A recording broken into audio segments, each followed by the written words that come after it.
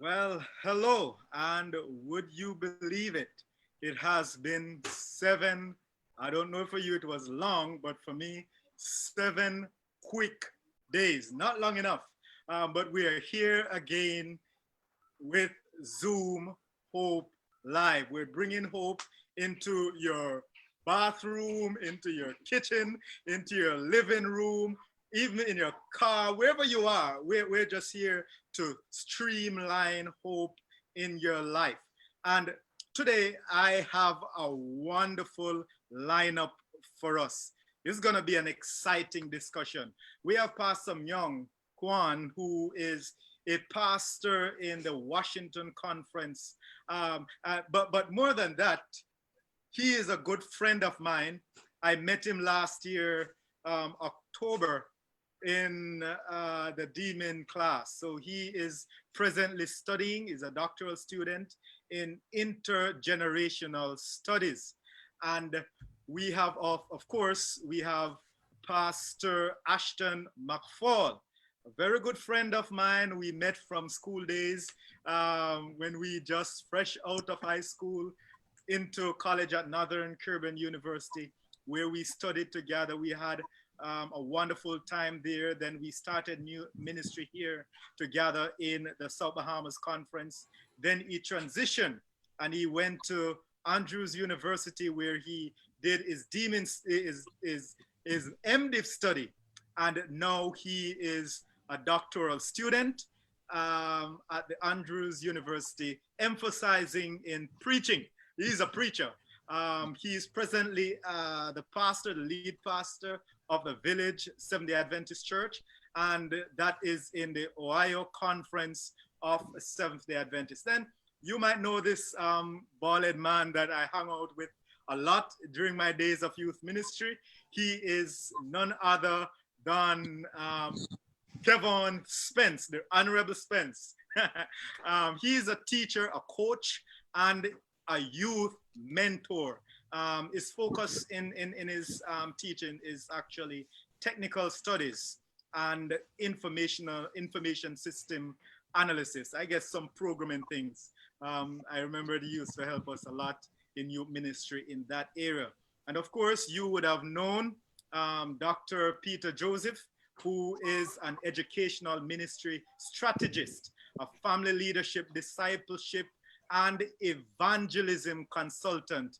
And more than anything else, very important, he's a certified family life educator. So we have all men on panel today, and this is going to be the man cave. All right, but of course, what we'll be sharing, it's not only beneficial for men or young men, it is beneficial for the entire society. So everyone can sit and listen and interact and ask your question on Facebook. And of course, I am still LG Larry, your host. And we are going to get into this exciting discussion today. So, gentlemen, welcome to Zoom Hope Live. How are you doing? How has things been going? Well, first, I'd like to thank you for the invite, LG. Just to clarify, I am not in the Washington conference. I'm actually in the Wisconsin conference. I said Washington. Sorry. Yes, sorry. But they're the same W, so that's okay. Yes. That's okay. Wisconsin. Thank you. But I'm just glad to be part of this wonderful brothers of ministry, and thank you for having me on this panelist. Yes. And by the way, that's just because I have someone from Wisconsin Conference coming on next week in the person of David Salazar. So I trust that everyone had a good week. And Ashton, it's been a while. I see you. Well, we talk all the time. Yeah, it's good. It's good to be here with you guys, and like Larry said, we friends from back when, long time ago. Never change. And never change, and that's good. It's good to have a brother in ministry like that, and to see my mentor too, Pastor Dr. Joseph. Yeah, man, it's good. And I'm proud of you, man. This man. Yeah, man, I'm proud of you, man. Good to see y'all, man. Yes, learn how to preach and evangelize and everything from Pastor Joseph. That's right. This panel. That's great. Wonderful days. Yeah. All right, all right. And Spence, how Yeah, was your week? You're planting, or what? What were you doing for this week? yes, I've been planting a lot of stuff, waiting on the rain. It seems as if we're getting a bit of rain now. I'm looking outside the window. So God is good. Yes, yes. Now, I have been confronted with this topic of the importance for investing in young men. Uh, in fact, a few years ago, the news came out that there was a particular fight at a particular school, and it ends where one young man kills the other. And of course, we see this all the time on YouTube, we see it on Facebook, we see it all over. And our prison system, it is overflowing with young men. When the news comes out and you hear about murder or the murderer, or you hear about persons who in drugs are just a matter of losing away their life. And you look at the age, you will almost just go into millennials and Gen Zs. So this topic is germane and is very important about young man and productivity. And based upon what we're seeing, the question is there any hope? Have we lost everything when it comes down to our young people, in particularly the Generation Z and the millennials?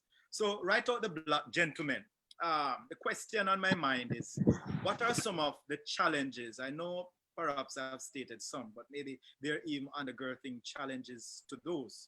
What are some of the challenges that young men are faced with today?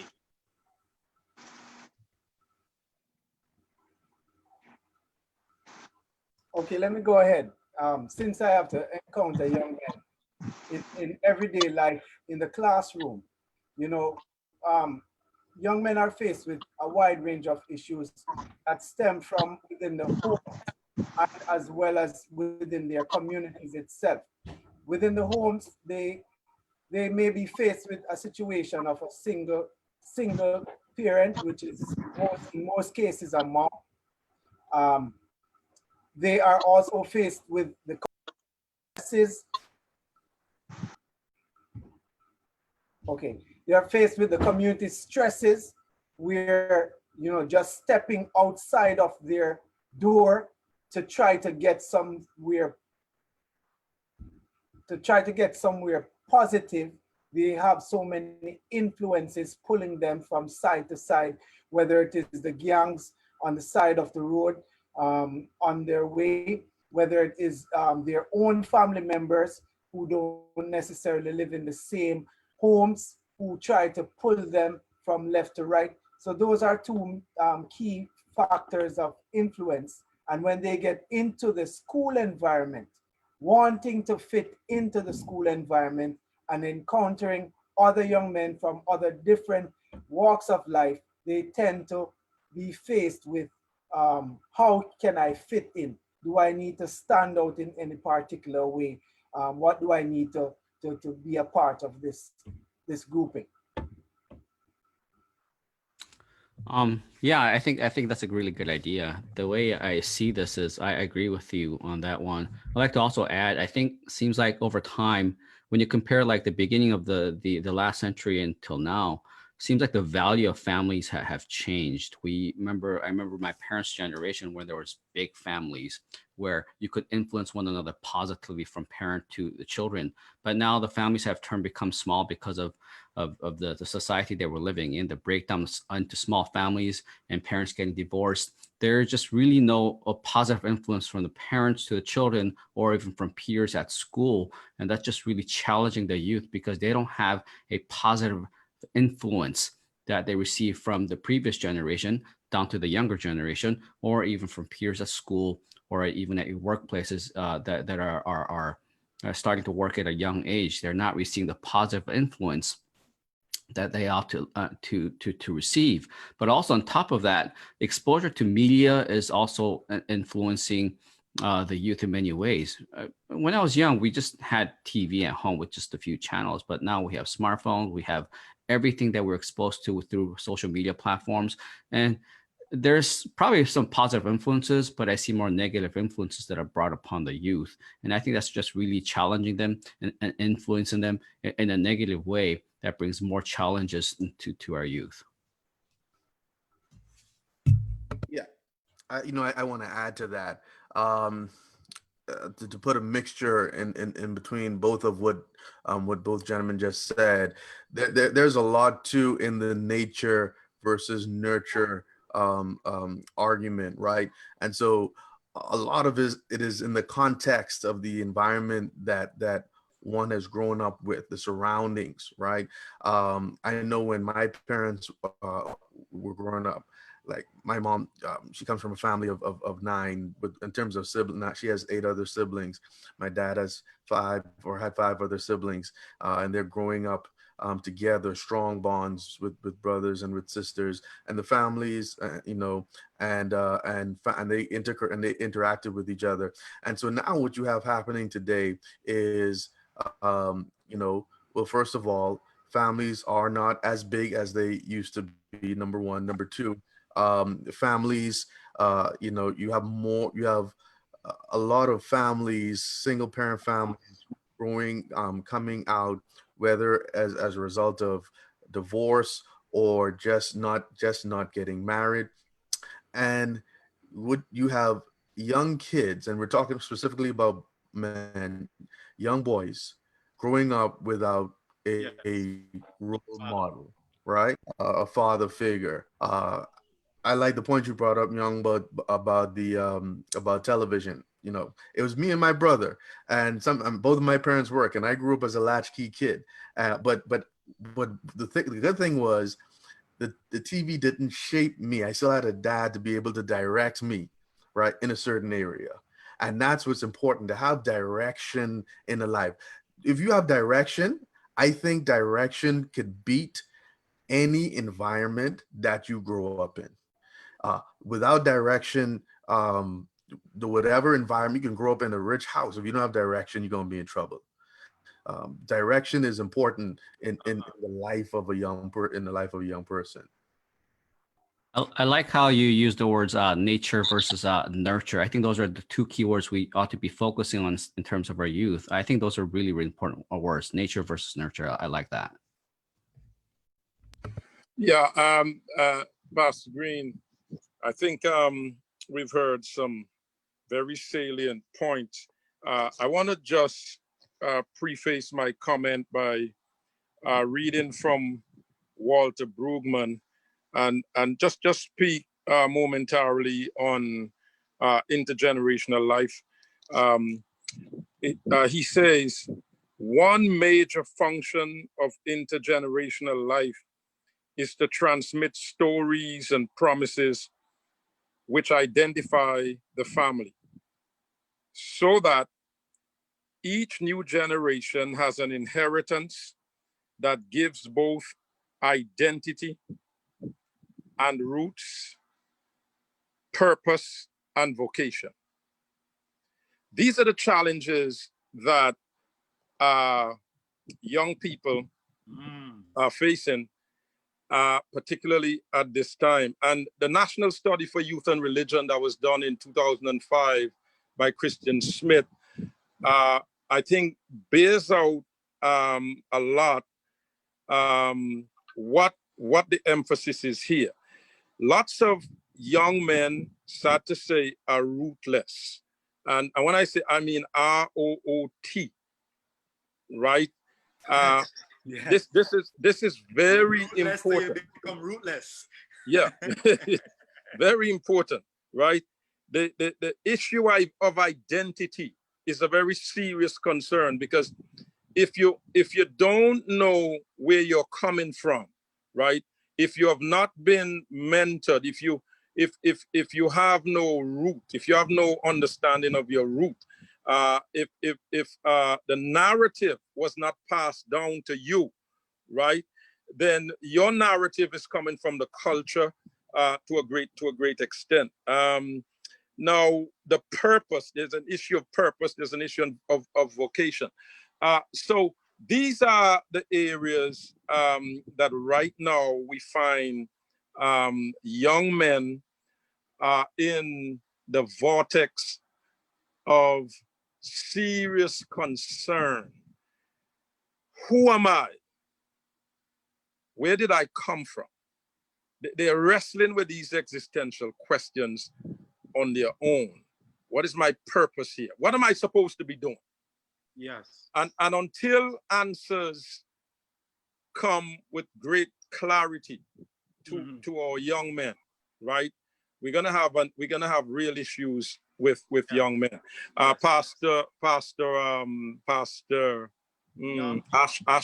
McFall gave me a good image a while ago with his father and himself, right?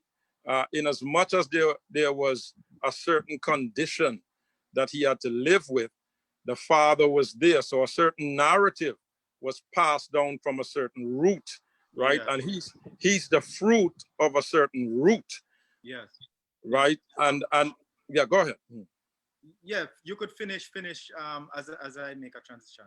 Right. So he has something to look at and to hold on to, right?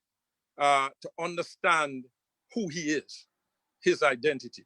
Yes, yes. And that's exactly where I want to transition into, because there's the issue of selective identity. Last weekend I read a book, Faith in Exile, and that was a major portion of the book about faith. And the question here is, when we look at selective identity, my identity is based on what I think of myself, or based upon my choice. And we know that a lot of young men, a lot of young millennials and Gen Z made some bad choices for one reason or the other, or what society thinks of me. That selective identity, that's what is being placed upon young men now.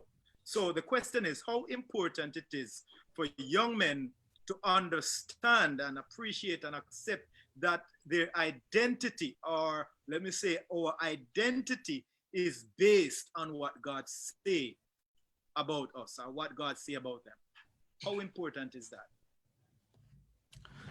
Before I answer that question, I still have another thought with the previous question. Sure. I think another challenge that we're facing today, and I learned this from finally I get something out of the Demon class, which is that we are living in the age of segregation of age groups. So you know what Pastor Ashton said earlier, and what that was mentioned about receiving direction from the older generation. It's important that needs to happen. The problem is that in our society today, we're living in an age of segregation, segregation of age groups, and because of that, it's difficult to connect the generations. And that is probably another challenge that the younger generations are facing, because even though they need the direction from the older generation or to be nurtured, the community, the society that's created today lacks the function of connecting the generations together because of the age segregation today. So that's probably one of the challenges that I've noticed, but also just transitioning to your question, LG. Yeah, I don't know. I have to put some more thought. I'll let. If you don't have to transition, that's okay. And No. both. But I like that matter of intergeneration, and that's where Dr. Joseph actually brings it out. Say, there's a real gap. There is a real gap between generations. Sometimes a gap exists in the church, sometimes in society. But it gets even worse when that gap is a reality within the home. Mm-hmm. Right? Right. I think the matter of generational segregation that was raised is a very important point. And the truth is, it's not even personal now or interpersonal. It's so institutional now and societal that it's going to be difficult to have maybe a serious paradigm shift on this. For instance, if you go back historically, right, you will find developmental theory affecting how we think in this particular area, Yes. right? Yes. So here you have um, good that can come from developmental theory in terms of looking at different age groups and say, okay, at this age group, I think there should be some specific learning and some specific education. The trouble that has created is that it has completely made the divide entrenched, and that wasn't supposed to be the whole focus, right? Whereas groups or ages can learn certain specific things, it's important that the great narrative that we want to pass down is actually learned intergenerationally. Yes, I know next week we're going to be talking about intergenerational ministry, um, as our panelists will be coming on with that. But I see what you're saying in that this is important as it relates to our young men. Let's connect that a little bit with identity, based upon the question I posed just now.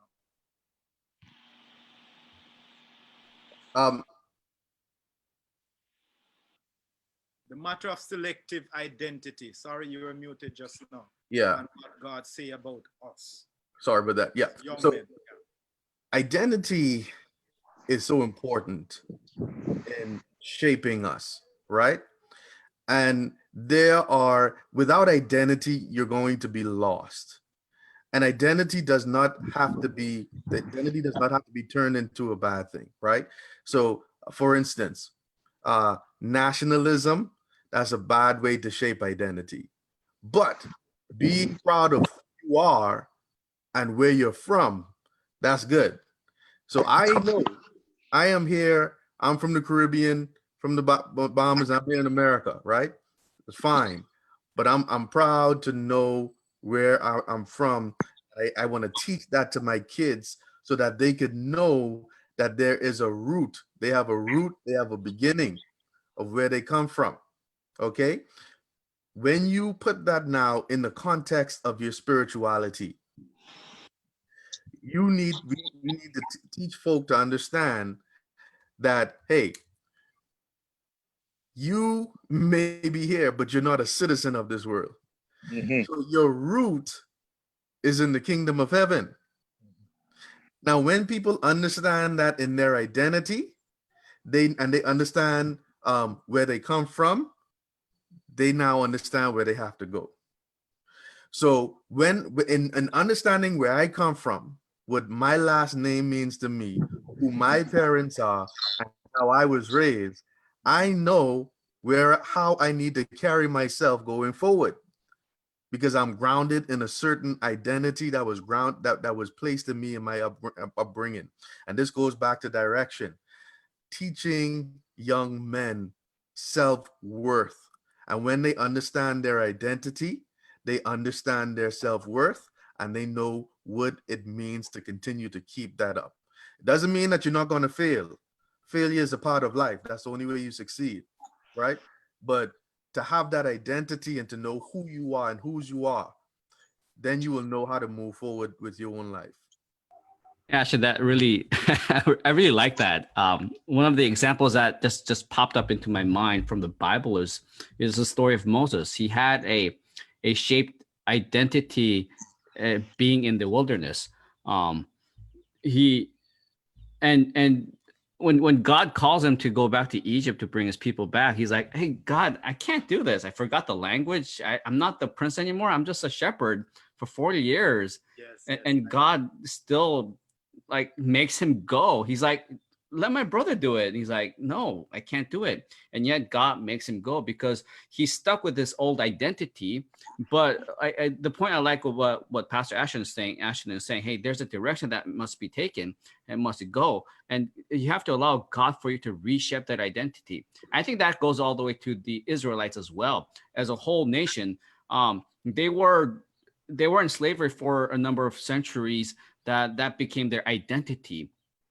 And God's trying to convince them, hey, trying to change their heart. Say, that's not your identity. You have a promised land you need to go to. You are free men. You don't belong here. You got to go. But it wasn't convincing at first for the Israelites when Moses first came back to bring them out of the land of slavery.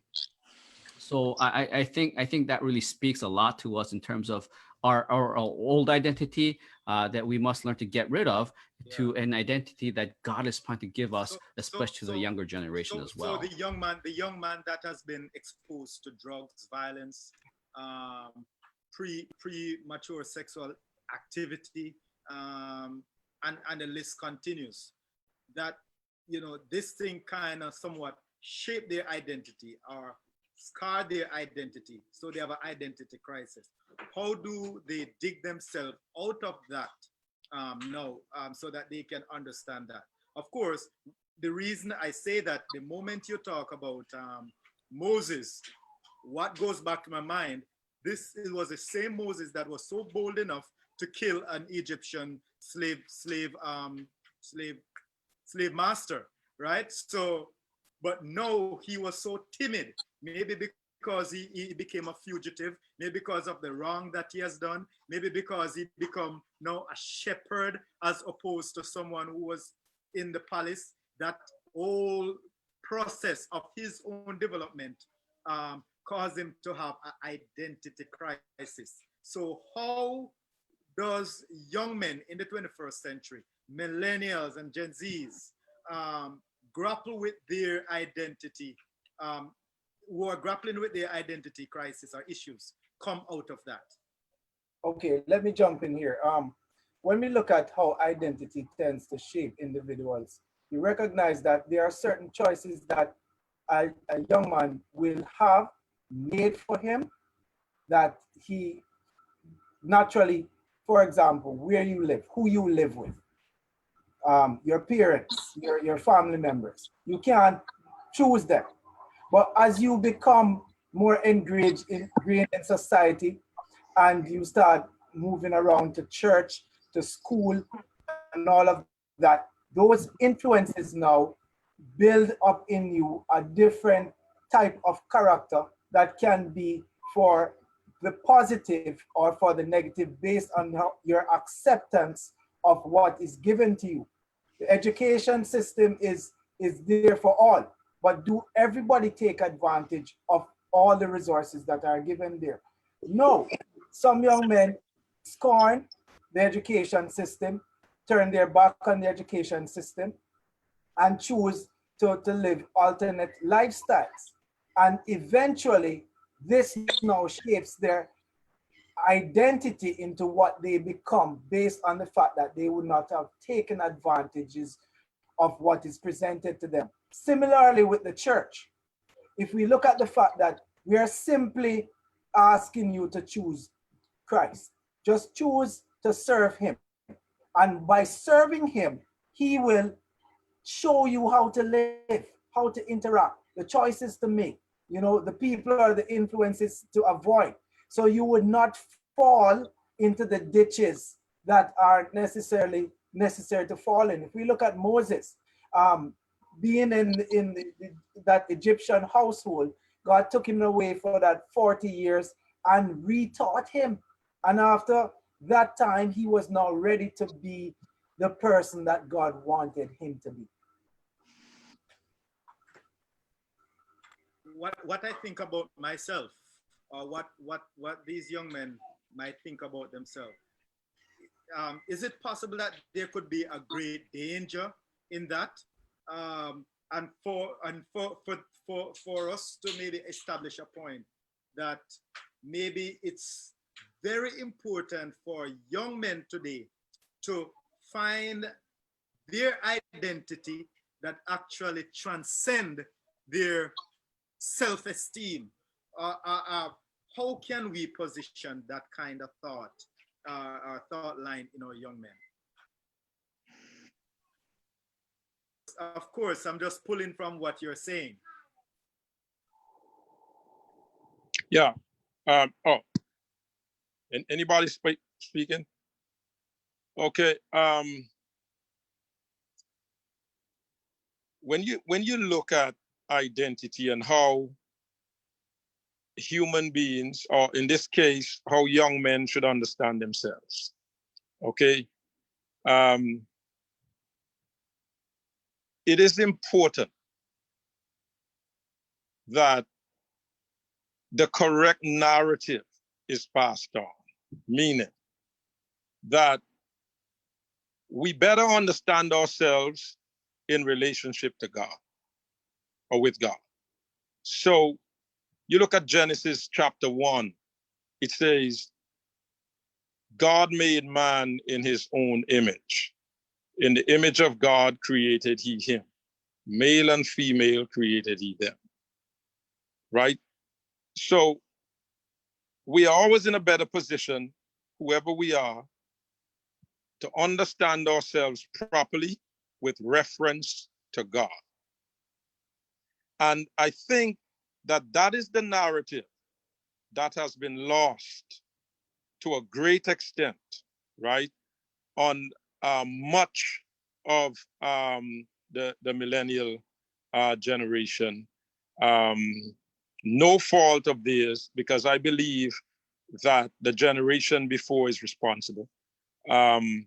So here's where we have to really focus, because when we get a narrative from God that is supposed to be passed on, right? The intention is for us to know who we are, our identity, to understand our roots, to know what our purpose is here, right? And to also know our vocation, how we function, right? Now, that is something that we have to look at and look at seriously, particularly with the current generation. Manhood or male youth. Yes, yes. Right? How do male youth function out of a kind of Christian formation that comes through a narrative that came from God? How do young men function? That is going to be important, because many times here is also an issue that many young people are wrestling with. What am I supposed to do? Why am I here? Because the influence from the culture, or the narrative from the crowd, will say, you know what, God is only needed when you have a problem, right? You are made just to be happy, right? And everybody's supposed to be happy, right? There ought not to be any struggle. You know, you can be as adaptable as you want to. There are no significant boundaries, right? Okay. So when you look at all of that, right, you're going to see a mind game is in place, because to really be the young man that God wants you to be, it's going to involve the mind. And there is a serious assault on the mind, on the minds of our young men. Yes, yes. Welcome, Pastor Duncan. Yeah, thanks, Pastor Green, and everyone. I had a long day at church and just getting the opportunity to tune in, but I had to tune into this week's program, if it's even for a few minutes, because this topic hits home to me. It's just a pity that I did not get a chance to listen to the conversation prior to, right? But following up on Pastor Green's question, right? Again, this topic means so much to me, because I struggled as a young man growing up. I struggled with the same questions Pastor Joseph asked. I struggled because my context, my culture, right, was different, or it wasn't the ideal for producing someone who would contribute positively to the society, right? I barely know my father. I was told time and time again that I would come to nothing, that I'm a non-entity. Growing up, I remember when I was in prep school, and this is where things changed for me, and I started to think differently and to value the importance of having God as at the forefront of my life. Just piggybacking on what Pastor Joseph said about the mind. I remember when I was in grade 6, they had an exam, and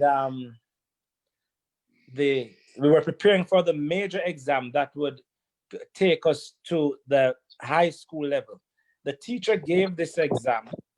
It was the first English exam. I got 71%. Another young lady in the class got 71, and one got 72. So only 3 of us, was the first test, and only 3 of us got in the 70s. The teacher gave back the test papers to all the students, and then she went on to commend the 2 young ladies of the great work that they did, and she applauded them and all of that. And then she looked at me and made a comment that would suggest that I would have cheated the exam. Have mercy. And I know a lot of young men would have had similar experiences like these, right? When that happened to me, right? I did not go back to that class. I was hurt. I was broken. So my mother would send me to school early in the morning, and I would hide away and study my books on my own. And then I developed then a worldview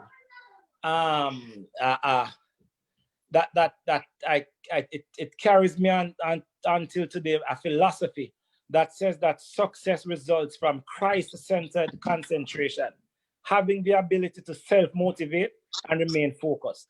I had to focus, know that nobody was motivating me, so I told myself that I was doing a good job, and I found my source in the Almighty God. And at the end, when we sit the exam, when the results came, God had it that I got the highest score in that class. So I just want to encourage a young man who is listening now. Again, I'm so sorry I came in so late because there's so much I would want to contribute to the conversation. But I just want to encourage a young man who is listening now, who people and the world might seem to have written them off, and they try everything, and it seems like they're not going anywhere. And people have them as a scum of society. I just want them to understand that God sees, knows, understands, and he loves, and God will give them the right frame of mind once they rely on him. Amen. Mhm. That's right. I think I see the issue of self-esteem here. I think we could all relate to this when we were growing up. We had this issue of self-esteem. It builds up. It has to build up in a positive way, because I remember when I was young, like everyone was wearing Jordans. I had to get one too, like I feel like if I don't fit in, like it's because people are gonna look at me. We get really conscious about how others see me. Yes. And that's how the self-esteem had built up. If I'm not wearing Jordans, I'm not cool enough. And therefore I had to convince my dad. My dad was also a pastor, and from a pastor salary, there's no way you're gonna buy $100 sneaker. But eventually I nagged him, and he bought me one. And then when I look back to that day, I'm like, what is that worth? And that self-esteem was built upon what peers pressure me to. Yeah, building the right self-esteem it's important, but we got to create an environment where our youth, men and women, girls or boys, teenagers, where they have the right environment to grow the what is more appropriate self-esteem, because when you're a teenager, you're very conscious of how others see you. And and I was like that too. So just growing that self-esteem, because even with what Pastor Dane just shared, about his exam, his teacher, that experience brought him low self-esteem. He was accused of what he wasn't doing, and that created his esteem, but that had to be changed through a different positive experience to bring that self-esteem back up to where it should be. And I think it's important how we create the right environment for us to have the proper, appropriate Christian esteem that we ought to have as Christian young men and women. Yes, and Young, just pulling from that, something for the panelists to all of you to keep in mind, because as you're talking about this, about what your peers sell, what is happening is that there's a digital Babylon in what we call social media. You go on YouTube right away, it knows your like and it shows you, okay, this is what you need to have, this, so you can form your identity and you can become productive. So digital Babylon is actually telling our young men, this is what you need to become this. So the question is, let us talk, or as we look at that, let us focus a little bit on mentoring young men in being productive citizens, rather than just allowing digital Babylon to be their mentor. Let's talk about the important aspect of mentorship for particularly young men. You know, I I was thinking about uh, uh, Young was saying about the Jordans. I remember I was that age. I was a teenager, right, at the height of the popularity of Jordans. Hello. And I'm telling you, man, you know where I go in the shop when we go away? Walmart. That's where my clothes is coming from, right? Walmart. And you're so self-conscious when you go into school in your Walmart shirt and jeans, right? And you feel bad. And then I realized, well, wasn't that my parents couldn't afford it? They could afford it. But you know what they taught me? At least taught me from my dad, that guess what? It's not about those fancy shoes or clothes that's on your back, because that's just wasted material things.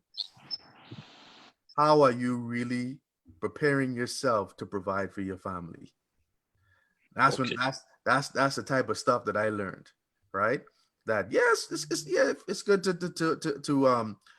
treat yourself once in a while, but how can you prepare yourself, save your money, establish yourself to provide for your family? Now, this thing about identity and going on to mentorship, Larry, I remember I preached a sermon about this in my church sometime last year, and there's a lot of things that stood out to me in studying for this. Right, Yeah. the first thing there's some things. Well, first of all, people need to feel needed and affiliated with somebody, and with that affiliation, right, there comes a fear of rejection. Mm-hmm. So because we are afraid to be rejected, Mm. and if we don't have that guidance and direction, then we're going to stick with the people that are not rejecting us. Mm. Mm. And then there's also, what's this now? This part stood out to me with Pastor Asher, right? And I like how he didn't allow that teacher to shape his narrative. Mm. Because in shaping our identity, we can allow people's perception of us to become our reality. Yes, Mm. yes, yes. So all of that noise, we have to put it in the back. And this is where mentorship comes in. You Mhm. have people that you can trust and depend on. If unfortunately, if you don't have a father, find a father figure. Find somebody that you can talk to, right? Listen, someone like Pastor Joseph, he helped to shape my ministry tremendously. Mhm. And he taught me all ins and outs and all type of different things. That's important. Yes. Mentorship is something that is missing in every aspect of life. Mhm. And if people can't, if people cannot have somebody to mentor them, to guide them, then you're gonna end up like a fish out of water, not in the position that you feel like you need to be in. And Wow. and vulnerability too is necessary. So when someone is mentoring you, you need to be vulnerable enough to receive that Mhm. and to understand when you're wrong or you're headed in the wrong direction. I want to share one quick story. I'm gonna pass it on. I remember, I remember when I just started out, um, and I went on a visit to prison with prison ministries, right? And we went to the prison in Nassau, and I saw all type of young guys in there, man. I was shocked, right? All type of young guys. Then there was this one guy. I was sitting down, and he was a member of the church, and he looked at me, and he said, "I know you." And I was saying, "Where you know me from?" Right? So he said, "You went to Bahamas Academy, right?" I said, "Yeah." He said, "Your brother is so and so, right?" I said, "Yeah." He said, "I was in your brother's class." I'm like, "What in the world are you doing in this place?" You know what he told me? He said, "Man, I was with my friends.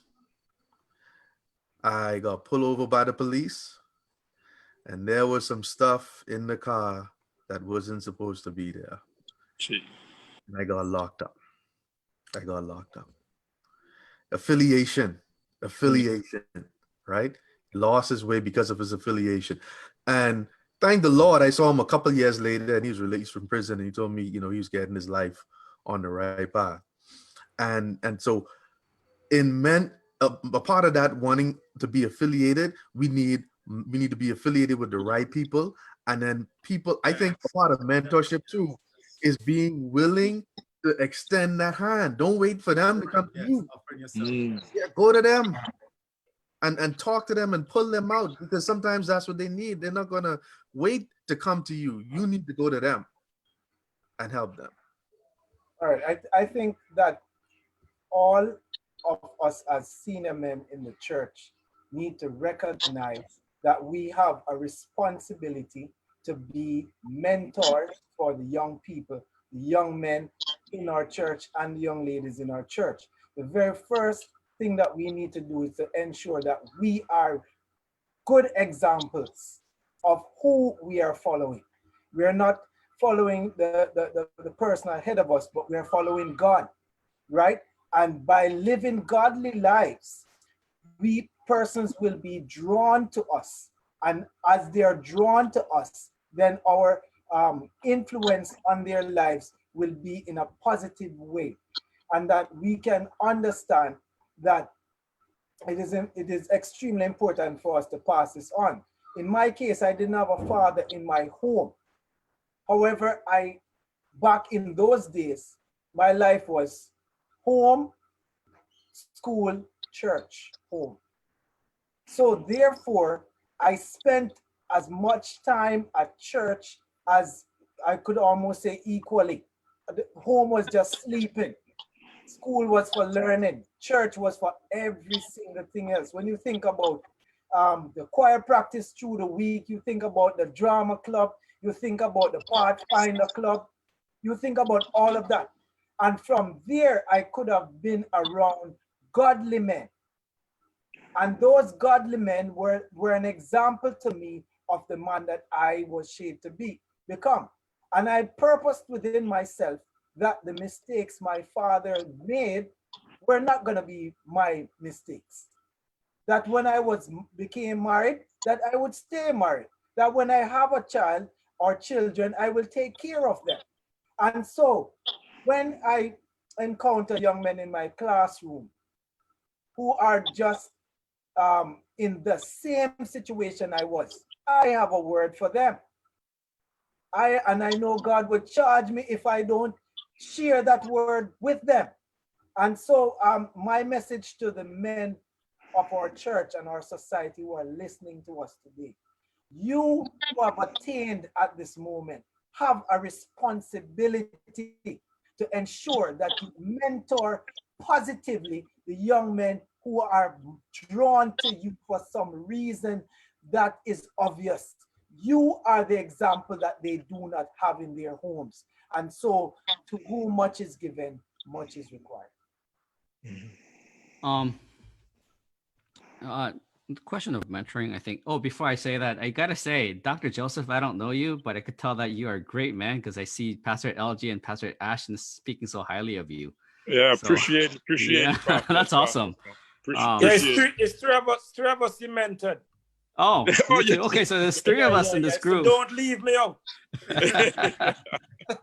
Awesome. There you go. Yeah, these are three great men, Pastor Young. I would like to meet you someday. That'd be great. That'd Yes, be for great sure. to talk with you. But anyways, coming back to that question, I think the most important part of mentoring is, and I think this is the same principle for counseling too, is that you gotta listen. Because I think this is important because a lot of times when I was young, the older generation would always tell me what I need to do, which is right. I mean, but it's always narrow, a narrow path, and not much options are given. But when you look at the younger generation today, they're so talented, they're so creative, they're so bright, there's so much potential, but we simply say, oh, that you can't do that. This is how you got to do. And by not listening to them, we narrow down the amount of potential they could do for ministry, for the community. We just shut down that door for them because we don't listen, but we just keep telling them what to do. I think a lot of us could relate to this in ministry. One of the people that annoys the most in church are people who talk and talk and talk, but not listen to others. And there's that one person all the time at every church. And I don't want to be that type of mentor. I want to be a mentor where I could just sit down and listen. Hey, buddy, what do you got? Tell me what you have in mind. Just share it with me.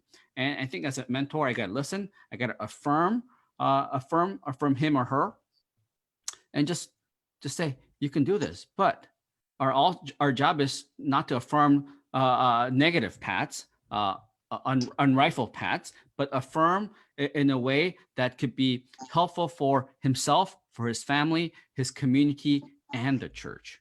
Yes. So I mean, I'm not a mentor. I'm still too young to be a mentor, I think. But when I think about mentorship, I think listening and affirmation are the most important keys in leading our teenagers.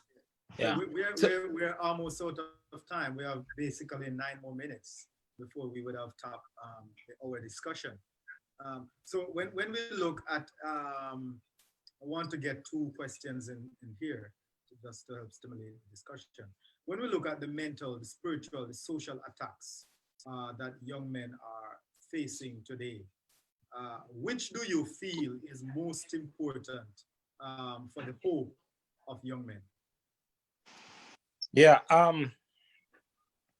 Good question, Pastor Green. I want to say something. Go back to mentorship just for 2 seconds. Pastor Young, as he stated that he's too young to be a mentor, right? I don't want anybody to ever think that way. Once you have the potential and you have the scope of leadership, right? You should be pouring into someone because life is short. I started mentoring pastors to become pastors when I was a young pastor, like maybe 24, 25. And some of these young men who I mentored to be pastors, they were in my age group, right? So I think once you have the potential and people are looking up to you, you should be a mentor. Now, to your question, Pastor Green, life is an equilateral triangle. Mm-hmm. The spiritual, the emotional, the social, they are all balanced. If you only feed the spiritual side of your person, you only feed your spiritual side, you become a fanatic. If you only feed the social, you become an idler, right? you only feed the emotional, right? And the emotional stretches too far, right? You're still in problem, right? So every sphere of your development is important, and so it's important. It's important for young men and people on a whole to understand this concept and strike a balance in their development. And in mentorship, in mentoring young people, we have to ensure that all facets of their lives are balanced and that they are growing in every area. Yeah, just in my defense, Pastor Dane, I wasn't downplaying myself. I was just reflecting my culture aspects. So yeah, I just want to clarify that part.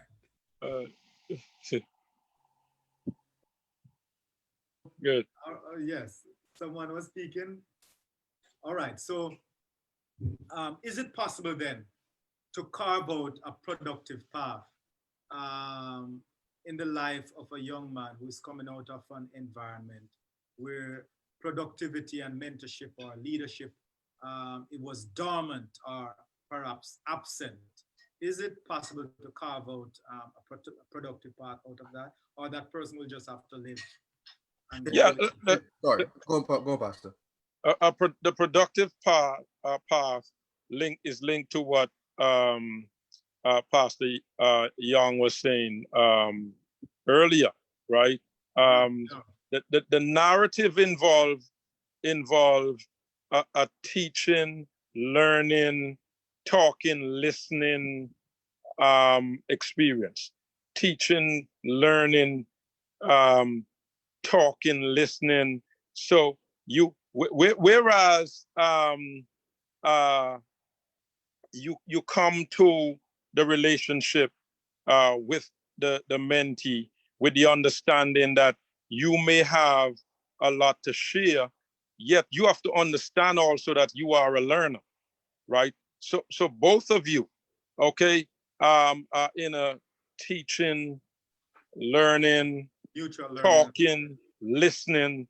It's very important, right, that we keep the balance as we move forward, because we don't have much time for this, but you look at what has come down to us in terms of what has affected us in those kind of relationships. You may look at Carl Rogers, right, with Rogerian approach to counseling, or Sigmund Freud with Freudian approach. So there is a whole lot of listening. Whereas you could come to people like Jay Adams, who say to you, there has to be some confrontation and some talking, and be willing, as was said earlier, if something is pointed out, an error, to accept and begin to move. So you can carve out a path, because the path you want to carve out as you go through that process is that somebody's going to be developed into a person. You're dealing with people here, into a person, right? The person will know who he is in light of his relationship with God.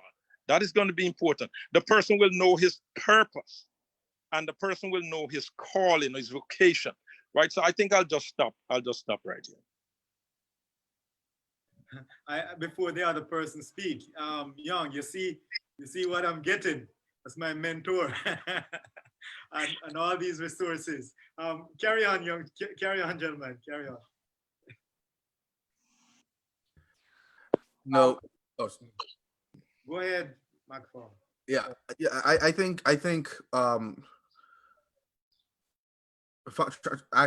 answering your question about hope, right?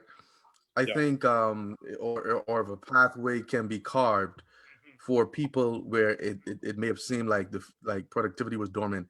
I think one of the things that we have to give young men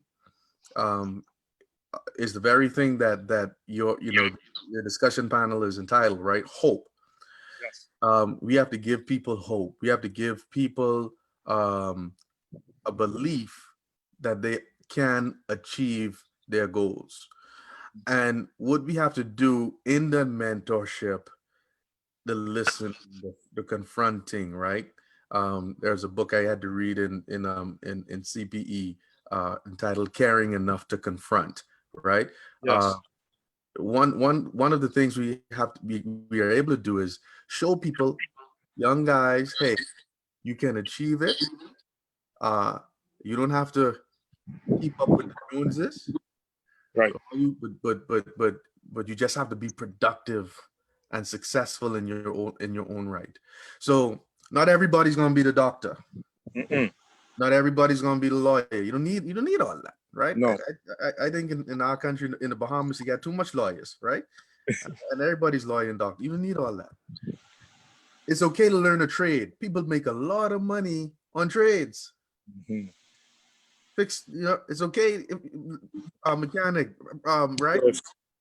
People make a lot of money doing these things, right? If you got to drive a big rig truck to provide for your family, my friend, I saw somewhere, I think in the US, people who drive big rig trucks anywhere between $70,000 to $90,000 a year.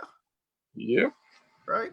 So you may not make it to college, and that's all right, but you learn a trade or you do something that you love, right? You teach them how to pick a good woman, how to pick the right type of woman, Yes, sir. right?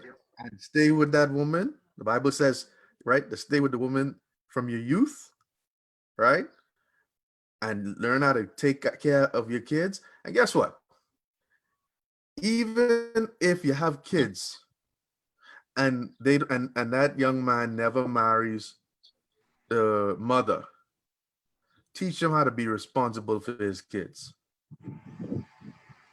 So all what we need to do is, when we're mentoring people, show them that productive pathway and stick with them to be that person to call on as they travel that pathway. That's all people need. People need to know someone is traveling along with them in their journey. And that helps tremendously. When we talk about hope, what I would like to say to the young men is that the mistakes of today can only influence tomorrow if you let them be what they are, mistakes. If you own up to your mistakes and your situations and you give them to God, He will turn everything around for good.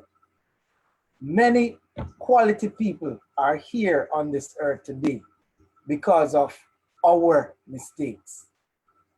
And so as we move on, and as my word of hope is that there is no mountain that you cannot climb without God.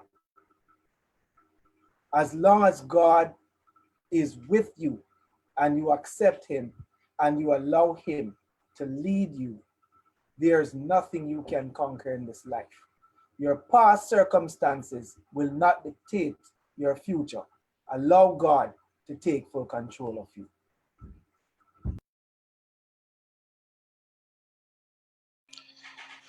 Yeah, I would like to have the young men always remember that you are young. You have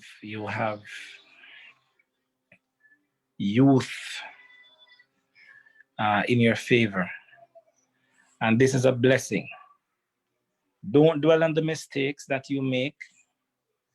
Don't hang around people who are talking you down, and don't internalize bad things that are being said to you.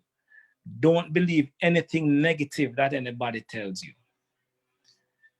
Encourage yourself through Christ, motivate yourself, set standards, set 5-year goals, and gradually move towards, by God's grace, move towards your goals.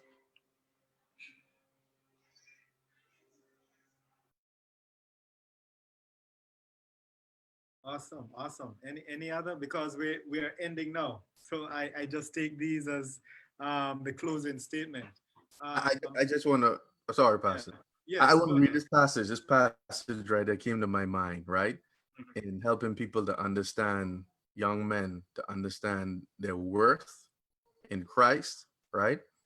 And from 1 Corinthians 6:20, for you were bought at a price. Therefore, glorify God in your body and in your spirit, which are God's. And to me, that's a powerful verse that shows that God loves me so much. Remember, you talk about our root and where we come from, right? That he, because of sin, we were separated from God. Our identity got mixed up because of sin. And God bought us with a price, the blood of Jesus Christ. And to know that the blood of Jesus Christ is so priceless, and yet it was shed for us, that should tell us how much we mean to him. And if we can understand that as men and appreciate that, all right, I think we could, I think the sky is the limit in how we live our lives and produce for Jesus. Yes, Pastor Green. Yes. I think we're closing now, right? Yes, we are. I just want to just add quickly to that you know, hope is just a powerful medicine, and that's what we give to the generation that was given to me. So I don't have time to give my personal experience here, but that medicine was given to me, and I'm now supposed to give that medicine to the generation now. Your generation must give that medicine, and I think Zoom Hope Live is all about, you know, making sure that people get this medicine. Hope is a powerful medicine. Expectation of something tomorrow is great. Young men, understand God loves you with an everlasting love. You came from the hand of a loving God. You have roots that you ought to look about. Your mind was given to you by God. And the culture in many ways want to take that very important mind. You are a blessed fruit, and in that fruit are seeds of greatness,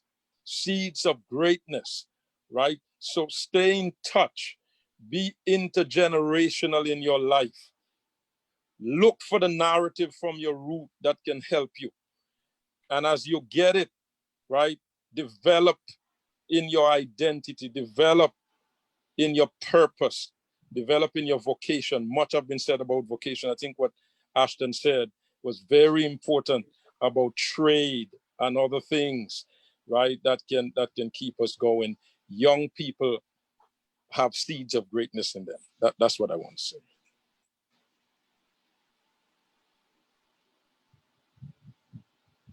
Young, did you give a last statement? Or? Yes. Yeah. Well, everyone said everything just perfectly, so I don't think I have any more to add on to that. I think it was just stated perfectly. Spence. Okay, since you want me to extend my, I think so. Yeah, I know you spoke already. Yeah. Oh, you did. Okay. Yeah. But everyone, give me one word. Give the young man one word, just one word. What would be your one word, Dr. Joseph? Huh? What would be your one word that you leave with a young man today? Hope. Hope. Ashton. Pastor McFall. I would say trust. Trust. Yeah. Pastor Duncan. Pastor Myung. Jesus. Yes. Spence. Persevere.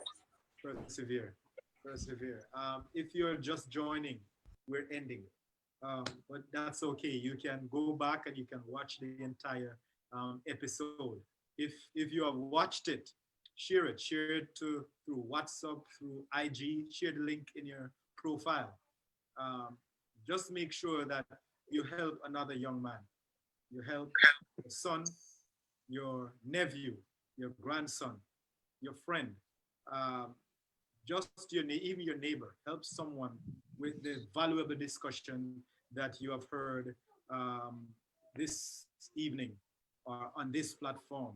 You have heard from Pastor Myung, who is from the Wisconsin Conference of Seventh-day Adventists. He's a Demon student, doctoral student in intergenerational studies. You have heard from Dr. Joseph, who is an educational ministry strategist, among many other areas, including certified family life educator, Pastor Ashton McFall, who is versed in chaplaincy and other areas. He serves in the Ohio Conference of Seventh-day Adventists. You have heard from Pastor Ashadine Duncan from the Ontario Conference of Seventh-day Adventists, the pastor of the Meadowvale Seventh-day Adventist Church, and of course, our friend right here, Kevon Spence, a teacher, coach, and youth mentor, and expert in technical studies. So you have heard all of these things. These are men, young and of age, who have made it through some of the most trying experiences. And they're saying, you can do it too. You can do it too. You definitely can do it. Remember this, there is no passion, none whatsoever. There is no passion to be found in playing small, settling for a life less than that one you're capable of living. No passion to be found in that life, said Nelson Mandela. You have listened to Zoom Hope Live, in your life, from our life. May God bless you, may God keep you, and thank you so much for tuning in, and just have a wonderful week. God bless.